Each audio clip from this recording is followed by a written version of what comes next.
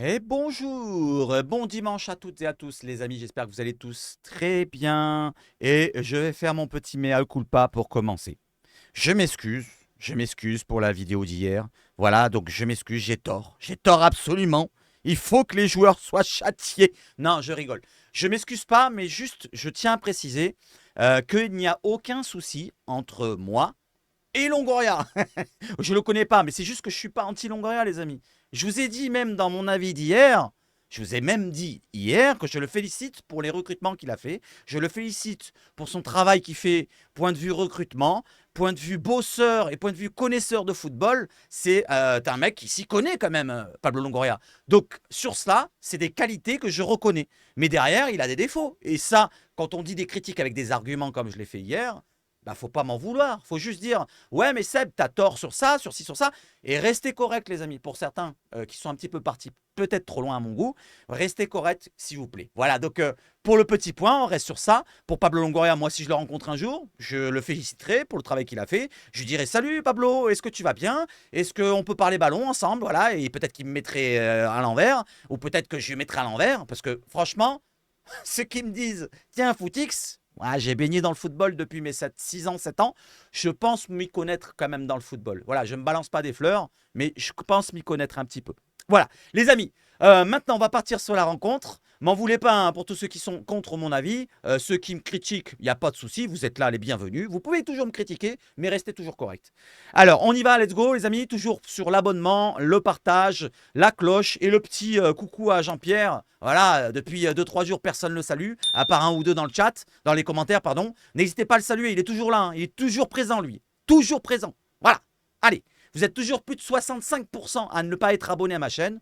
Ça me ferait plaisir que vous abonniez tous, qu'on atteigne les 20 000 dans pas longtemps. Voilà, je pense aussi à ma chaîne, bien sûr. Et on enchaîne tout de suite, les amis, sur l'introduction. On va parler du match, du mercato et tout le tout team. On y va, let's go, sur l'introduction.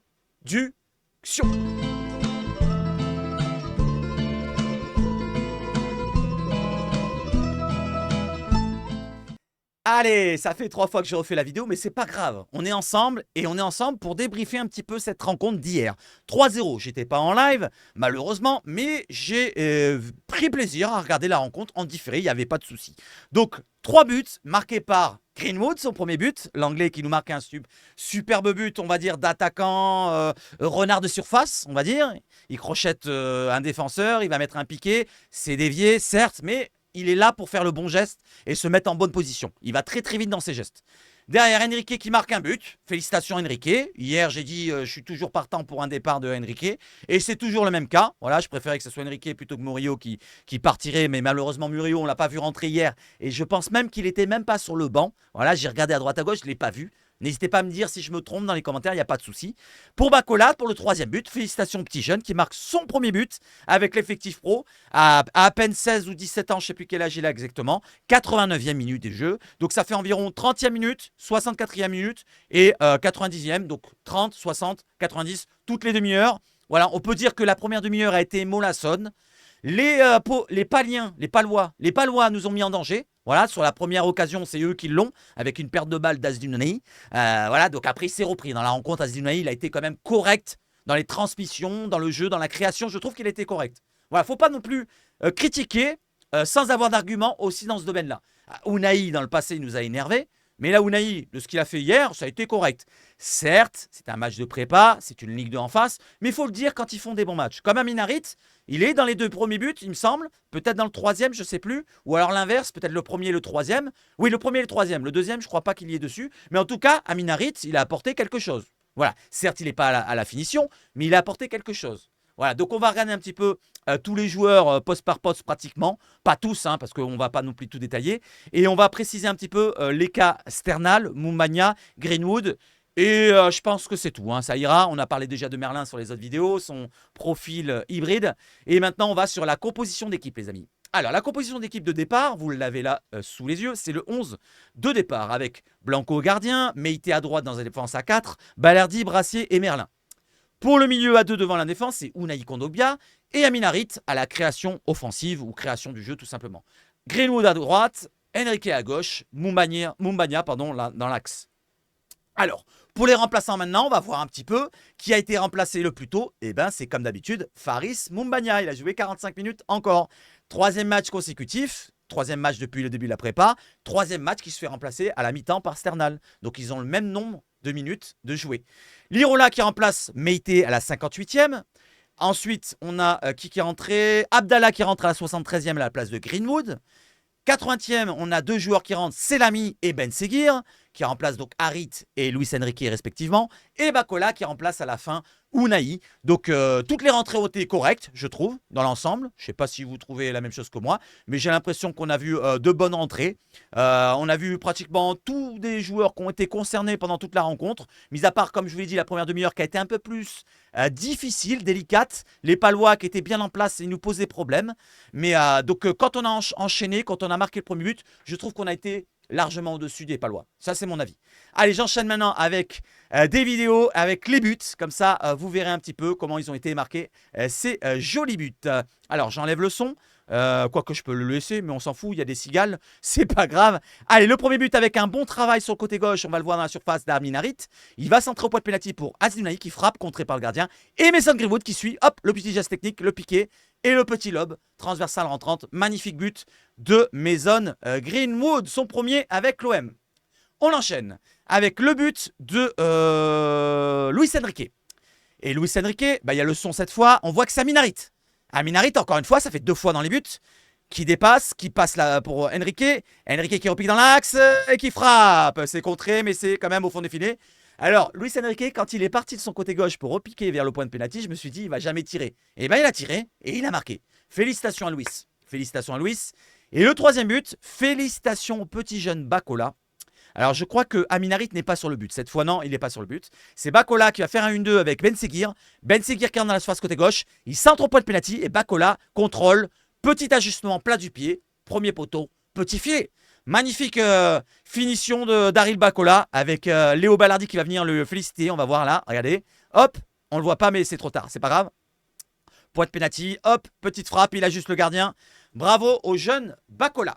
Maintenant, parlons d'un autre jeune. Parlons de Sternal et Bakola. Regardez bien la vidéo, il y a quelques gestes techniques. Pardon, excusez-moi. Avec, regardez, Sternal, la remise. Encore Sternal. Le contrôle orienté, il remise derrière, sur le côté gauche. Encore Sternal, il se retourne, hop, le petit dribble, il se retourne, il perd pas le ballon, il la remet derrière. Et il remet derrière. Encore une fois, hop, le petit contrôle, la petite talonnade. Ah, c'est perdu, mais il va récupérer avec un effort. Voilà un petit peu les efforts. Et regardez, encore Sternal entre deux joueurs, hop, hop, il perd pas le ballon. Le petit 1-2, encore entre deux joueurs, hop, hop, le petit crochet. C'est quand même pas mal. Il se fait contrer, certes, mais c'est quand même pas mal, Sternal. Hein. Et là, c'est une Ligue 2 en face. Hein. Dites-vous que c'est pas des amateurs, c'est une Ligue 2, c'est des professionnels. Donc on peut se dire que Sternal, il monte crescendo aussi en niveau. Et pourquoi pas le voir prendre la place d'un autre joueur. On va en parler tout à l'heure. Allez, on va en parler tout à l'heure, je ne vais pas vous montrer toute la vidéo. Maintenant, je vous montre une autre vidéo que je vous avais préparée, c'est celle de Greenwood. Voilà, Greenwood, je vous ai préparé une vidéo qui dure 40 secondes. Regardez tous les gestes techniques que j'ai préparés, il y a 3-4 gestes techniques. La première occasion qu'il a, regardez le passement de jambe comme ça va vite, c'est au ralenti. Et la frappe pied droit, sachant qu'il est gaucher, mais il est ambidextre, plus ou moins, il a un super pied droit. Regardez le passement de jambe, frappe pied droit. Regardez, passement de jambe, hop, il la pousse, frappe pied droit, et le gardien il arrête. Derrière, il marque le but, je crois, non? Non, c'est la transversale, le contrôle magnifique, Greenwood en entrée. Et regardez bien, regardez bien. Alors je mets le son, comme ça vous allez l'entendre. Se mettre sur le pied gauche. Dites-moi si c'est pas trop fort. Vous me direz si c'est pas trop fort. Je baisse un peu, ça m'a l'air trop fort. Allez Greenwood, quel contrôle pied gauche de Mason Greenwood. Regardez ce contrôle magnifique, hop, ça colle au pied. Allez Greenwood, quel contrôle pied gauche de Mason Greenwood. Et la petite passe derrière. Action. Et là le sombrero, Greenwood dans ses œuvres. Et la frappe derrière avec Sternal qui va louper, regardez. Alors est-ce que c'est Sternal une qui va passe louper.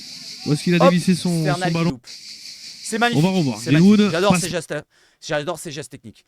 Allez, maintenant, on va écouter Ballardi qui nous répond après, lors d'une interview, après la rencontre. Vous avez un texte que je vous ai mis au-dessus, c'est une question qui a été posée et il nous demande, est-ce que cette préparation à l'italienne est dure? Et Léo Ballardi répond, non, ça va.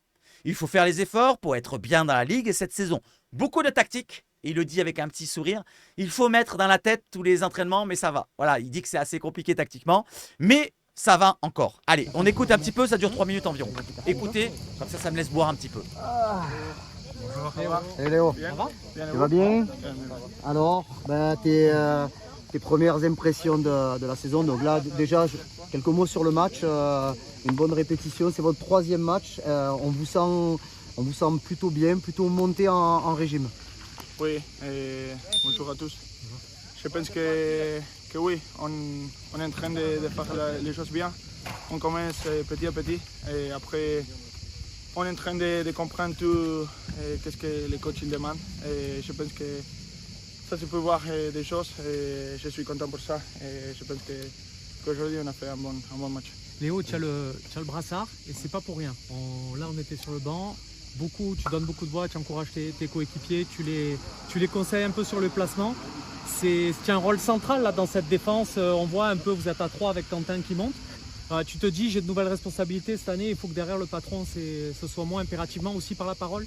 Oui, pour le moment, je suis capitaine. Et je ne sais pas, après, pendant la saison, il y a aussi Valentin qui est en train de revenir. Oui, Rongier revient. On verra. Il était sur le banc, Rongier. Je suis en train de faire les choses que j'ai déjà fait.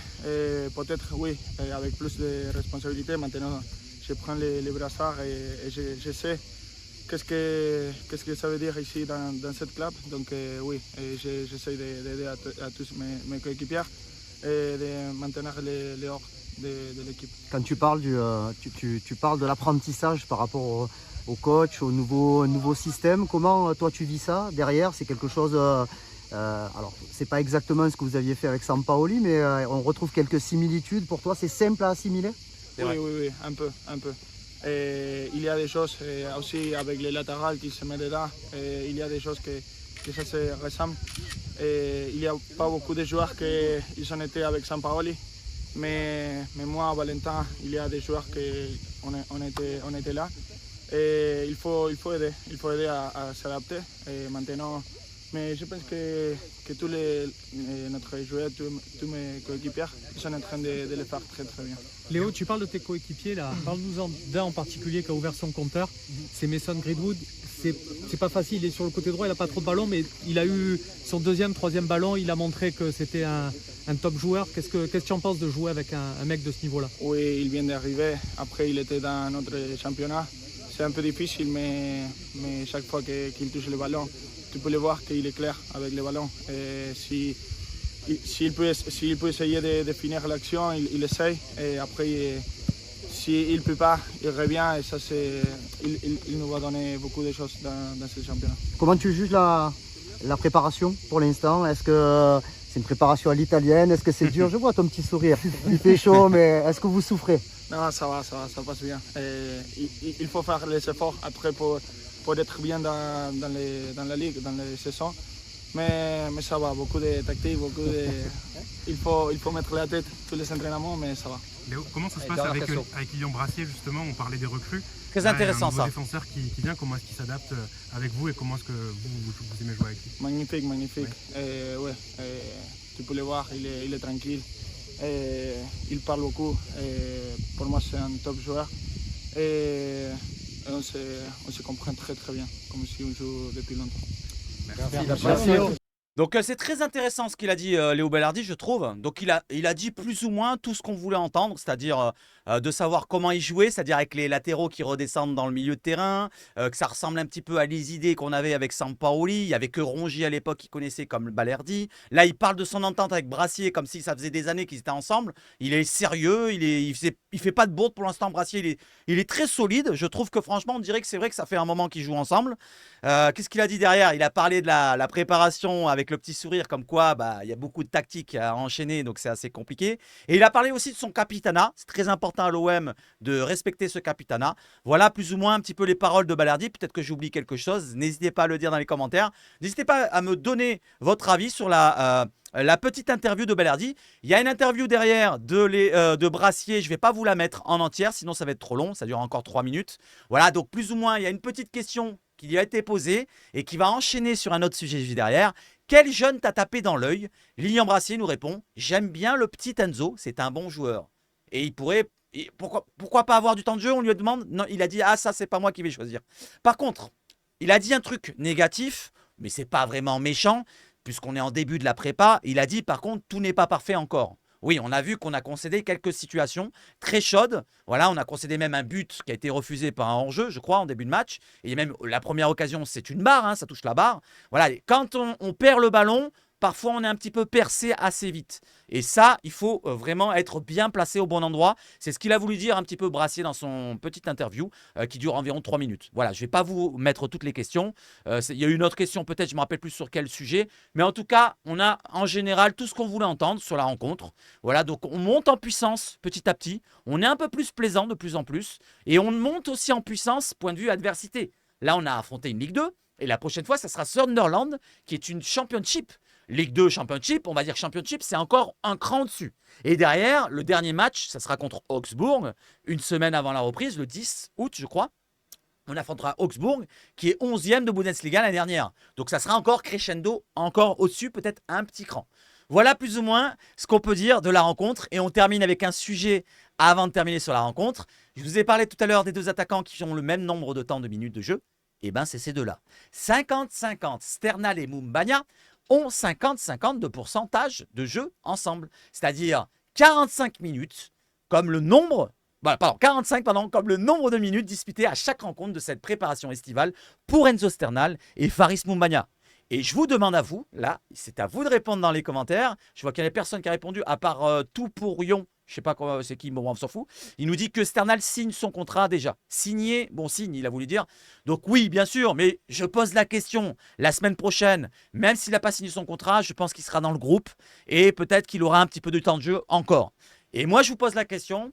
Pensez-vous que Sternal sera titulaire samedi prochain? Parce que c'est samedi prochain l'autre match contre Sunderland. Voilà, parce que là, les 3 matchs qu'on a vus, sur ce qu'il a montré Sternal, je trouve que c'est un peu plus plaisant que Moumbagna. Voilà, donc je ne vais pas descendre Moumbagna, je donne des arguments là, hein. Je vous donne des arguments, je vous ai montré la vidéo tout à l'heure, dans ses déplacements, dans ses gestes techniques, et le fait qu'il ne perd pas souvent le ballon, je parle de Sternal, franchement c'est intéressant. Dans le jeu de De Zerbi, ça peut être plaisant, et je pense que De Zerbi commence à l'enregistrer. C'est peut-être pour ça qu'il le lance en premier dans les replacements. Dans les remplacements, qui sont de moins en moins d'ailleurs, parce qu'au début c'était toute l'équipe. Sur le premier match, on a changé toute l'équipe à la mi-temps. Le deuxième match, il y a eu je ne sais plus combien de changements, c'était après la mi-temps aussi. Et là, hier, il n'y en a eu que 7. Voilà, et au compte-gouttes, hein, c'était pas non plus tout d'un coup. Donc, il faut prendre ça en compte. Et Sternal fait partie des premiers changements à chaque fois. Donc ça, il faut le prendre en compte. Donc n'hésitez pas à répondre à la question. Qui voyez-vous titulaire contre Sunderland? Allez, on enchaîne sur le mercato maintenant.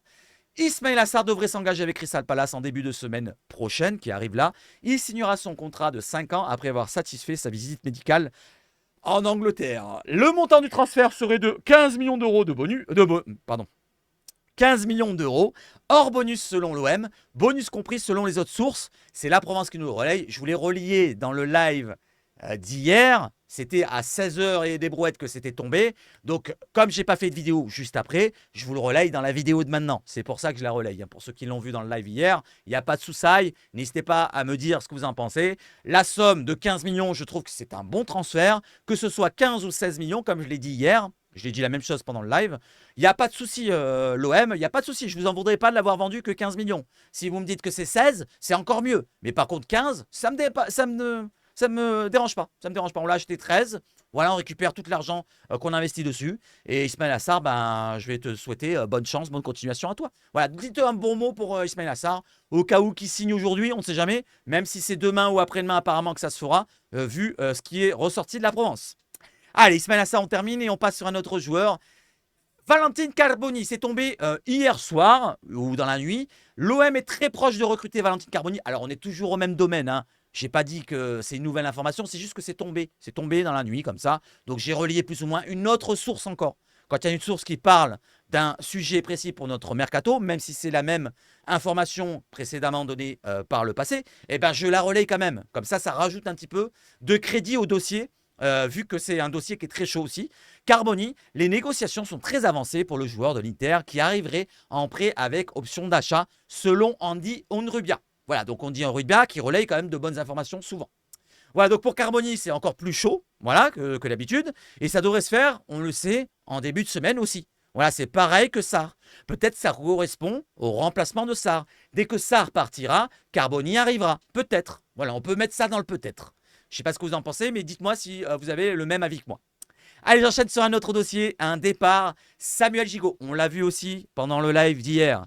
Et c'est pareil, il est sur le départ. Le LOSC apprécie le profil de Samuel Gigot. Le défenseur olympien est sensible au challenge lillois. Derrière, il y a une critique à mon encontre de Martin Bertin, je sais pas quoi, Mathieu Martin. Il n'y a pas de souci. Voilà, donc si tu as des arguments, tu peux en ressortir un peu mieux. Parce que taper sur la direction et dire que je crache sur le club, non, pas du tout. Si c'est pour moi que c'est visé, pas du tout. Le club, c'est pas la direction. Le club, en général, c'est une entité. Pour moi, le club est au-dessus des dirigeants actuels. Vous voyez ce que je veux dire? C'est pas pareil. On ne peut pas penser qu'un McCourt, un Longoria et tout représentent le club pour ma part. Vous voyez ce que je veux dire? Dans l'histoire, je parle. Actuellement, oui, ils représentent le club, mais dans l'histoire, c'est plus les supporters qui représentent le club. En général, hein, tous ceux qui sont fans de l'OM, vous voyez ce que je veux dire? Longoria, il est fan peut-être d'un autre club espagnol, mais il n'y a pas de souci. Hein. Il n'y a pas de souci. Comme je vous dis, j'ai aucun souci avec Longoria. Quand il travaille bien, je le dis. Quand il travaille mal, je le dis aussi. Donc le défenseur qui est suivi par Lille, on avait entendu parler de ça. Maintenant, le défenseur olympien est sensible au challenge lillois. Donc peut-être que s'il y a une proposition, eh ben peut-être qu'il partira du côté de Lille. Et franchement, Gigot, si tu peux partir du côté de Lille, même si tu as un moins gros salaire, je te conseille d'y aller. C'est un super club, Lille, franchement, de Ligue 1, c'est un bon club. Donc tu pourrais avoir peut-être du temps de jeu. Je pense que tu peux en avoir même du temps de jeu. Et ça te ferait peut-être une belle carrière en Ligue 1, de continuer même à Lille. Tu affronteras l'OM, tu joueras contre nous. Si tu veux, tu peux même marquer un but. Tant que Lille perd et qu'ils en encaissent 2, il n'y a pas de souci.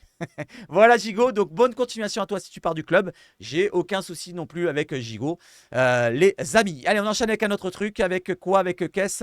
Avec un but. Je crois que c'est un but d'un joueur qu'on suit. C'est le but de Sidilia. Regardez la tête. Là, vous voyez la tête. Hop, premier poteau. La tête avec les espoirs, voilà. Avec le but du côté, voilà. Du côté du JO avec l'équipe de France. Kylian Sidilia, pisté par l'OM, a ouvert le score pour l'équipe de France olympique ce soir face à la Guinée. C'était hier soir. Donc le joueur arrière droit qu'on suit du côté de Fribourg, eh ben, il a marqué hier un but avec l'équipe de France. Donc il a dit qu'il attendait de voir que le JO se termine pour lui, qu'il ne s'intéressait pas au mercato. C'est ses agents qui géraient la chose. Nous, on a offert quelque chose du côté de Fribourg. Pour l'instant, ils n'ont pas répondu de ce que je sache. Ça parle, certains disent, des rumeurs, peut-être pas concrètes, parce que c'est vraiment à prendre avec de grosses pincettes. Je l'ai vu dans mon live hier. Pour ceux qui regardera, je vais te citer maintenant. Donc c'est 13 millions plus des bonus, apparemment. Il est coté à 15 millions. Apparemment, ça va peut-être être refusé selon la province. Ça, personne ne l'avait dit, mais je le dis maintenant. Selon la province, ils ont dit, logiquement, elle devrait être refusée la première offre. Ils n'ont pas dit de somme, mais selon certaines sources, c'est 13 plus des bonus. On va voir ce qui va en ressortir dans les prochaines heures, les prochains jours. Peut-être aujourd'hui. À l'heure où je vous fais la vidéo, il n'y a rien, 9h38. Et peut-être qu'à 10h, il y aura quelque chose. Je suis désolé si j'ai rien, mais pour l'instant, j'en suis là. Allez, je termine avec autre chose, les amis, avec un superbe but. Regardez bien. Regardez bien ce but-là. Il est marqué par un joueur qu'on aurait voulu, par Eki Fernandez. Alors, je vous le mets même en gros. Voilà, je pense qu'on peut le voir. À moins que non. Alors, non, on le verra pas peut-être. Si, on le verra. Regardez la passe en retrait. Hop, ça va revier. Non, on le voit pas. Merde. Zut. Pardon, excusez-moi. Je reviens en arrière. Regardez, je vais le remontrer en plus petit. Regardez bien. Regardez bien la passe en retrait. Il y aura une talonnade. C'est l'Argentine. La passe en retrait, à l'entrée de la surface, frappe avec les chaussures rouges, boum, la lucarne. Frappe en force, Eki Fernandez marque son but après avoir fêté ses 22 ans hier ou avant-hier. Il marque ce but exceptionnel. Malheureusement, ce joueur-là, pisté par l'OM un temps, donc il y a 2 semaines environ, on avait offert quelque chose, ou 3 semaines peut-être. Et bien malheureusement, il y a un club saoudien qui a offert plus. Maintenant, il y a Arsenal qui s'intéresse. Et je pense que malheureusement, il ne viendra pas à l'OM. À moins du dinguerie que ça travaille en soum-soum encore. Si Longoria le fait là, je ferai un gros mea culpa. Non, je rigole. Je ne ferai pas de mea culpa. Je dirais félicitations d'avoir fait ce dossier en soum-soum, alors que personne n'en parlait, que ce soit les insiders ou les informateurs habituels, comme pour le cas Hochberg. Personne n'en avait parlé, c'est tombé d'un coup, et malheureusement, les insiders, ils n'avaient rien à se mettre sous la dent. Allez, je continue avec autre chose, un autre dossier qui se termine aussi, c'est celui-là. Selon Fabrizio Romano, Chelsea paye 24,5 millions d'euros au lieu d'un montant plus élevé avec des bonus. Le contrat de Jorgensen durera jusqu'en 2030 du côté de Chelsea. Donc le gardien du Villarreal, Next, on le savait très bien, que c'était Next pratiquement, mais cette fois c'est Next complètement. Et comme il dit Ivan Intim, il nous dit Chelsea, ils ont 5000 gardiens. Voilà les amis, donc on va terminer la vidéo. Elle était très très courte, il n'y avait pas grand chose. J'ai mis quand même 25 minutes. C'est très très bien pour vous, pour la matinée, tranquillement. Le petit-déj, les petites tartines. Quelle confiture vous prenez d'ailleurs, tiens. Et je vais voir un petit peu le rafraîchissement des pages. 25 minutes, on descend 25 minutes dans l'information, comme d'habitude. 19 secondes, non. Ça c'est quoi Sporting Alvalade, ça ne concerne pas l'OM. Je descends, il n'y a pas d'OM là-dedans, non. Le petit OM qui nous remonte le contrôle magnifique. Ouais, il est magnifique ce contrôle. Regardez-moi ce contrôle.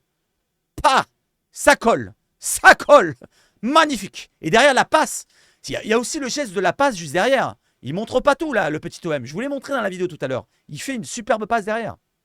Je continue, je descends. 3 minutes. Oui, on va avoir du temps là. Naples, je descends. Qu'est-ce que c'est ça? Émile Suisse-Rose de Arsenal qui va partir. Nice Matin, on s'en fout. Le handball, on s'en fout. Une baleine, malheureusement. Ah, qu'est-ce qui se passe? Quand il parlait, il avait l'attention de tout le monde. Il arrivait à faire en sorte que tout le monde soit conscient de l'importance de revêtir le maillot de l'OM et de représenter les Marseillais. Lorixana sur Pape Diouf. Tout à fait. Grande personne, Pape Diouf. Et on verra peut-être dans le futur, quand Pablo Longoria, je dirai la même chose. Peut-être qu'il va laisser de son empreinte. Pour l'instant, il laisse de son empreinte. Mais il y a des côtés négatifs, il faut le dire aussi. Voilà, c'est pas parce que j'ai une critique un jour qu'il faut tout de suite me tomber dessus et m'envoyer chier et critiquer, presque m'insulter. Certains calmez-vous les amis. Calmez-vous, on est tous derrière le même club, derrière la même passion. Ah là, je ne sais pas si vous êtes pour l'OM. En tout cas, moi, je suis pour l'OM. Il n'y a pas de souci. 30 minutes, donc c'est bon. Et oh, David Douillet, il a pris un coup de vieux par contre. Allez, on a 3 rafraîchissements à faire. Voilà, on regarde un petit peu. Tchac, j'ai vachement soif. Quand le joyeux Instaurnal va entrer en jeu pour son premier match dans le Volcan, ça va être les émotions. 49 diamants. Voilà, son numéro, c'est le 49, diamant brut. Je suis d'accord avec lui, je mets un petit like pour un bout 13. Voilà, donc j'en ai parlé justement de Sternal. Et je pense qu'on a terminado cacao pour la vidéo. J'espère que vous avez passé un bon moment, les amis, avec moi. Voilà, nous sommes dimanche. Dites-moi ce que vous allez faire cet après-midi, cette matinée. Dites-moi si vous mangez du gigot d'agneau ou alors si vous mangez peut-être des merguez. N'hésitez pas à me dire ce que vous mangez à midi.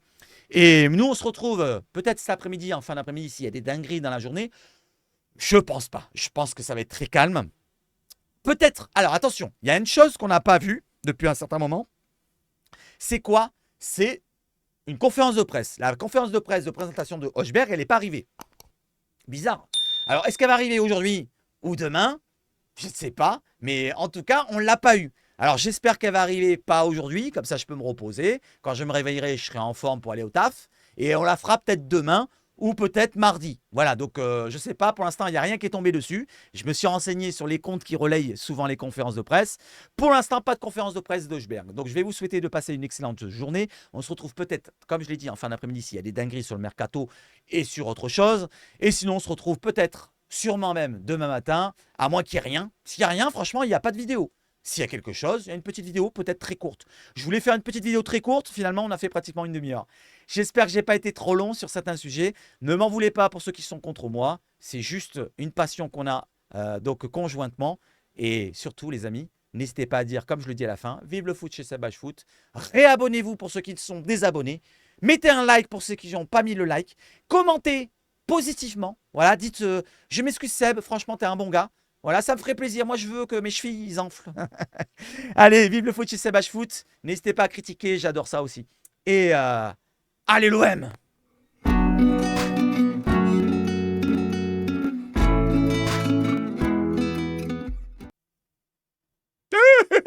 Merde, je l'ai pas coupé.